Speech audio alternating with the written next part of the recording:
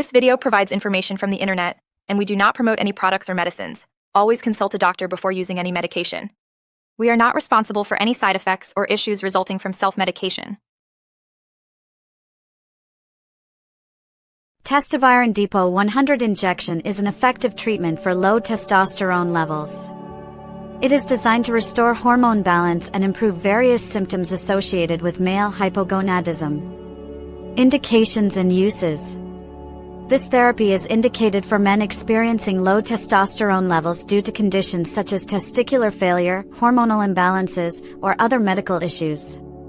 It helps address symptoms like fatigue, reduced sexual desire, impotence, and loss of muscle mass, thereby improving overall quality of life. How it works. The injection works by providing a synthetic form of testosterone, which helps restore normal hormone levels in the body, improving various physiological functions.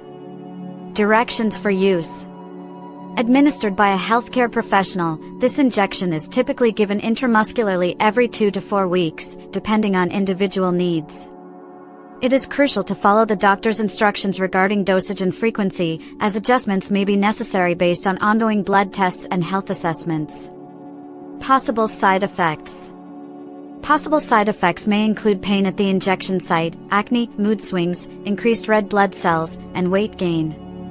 It is essential to monitor for any unusual symptoms promptly. Precautions and warnings. Before starting treatment, it is vital to inform your healthcare provider about any pre-existing conditions, including heart disease, liver or kidney issues, and any medications you are currently taking, as these may affect treatment safety. FAQs. 1. What is Testoviron Depot 100 injection used for? It is used for testosterone replacement therapy in men with low testosterone levels.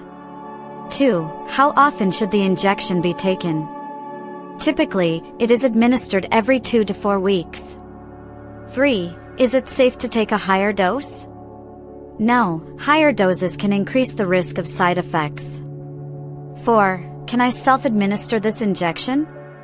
No, it should only be administered by a healthcare professional. Thank you for watching this informative video.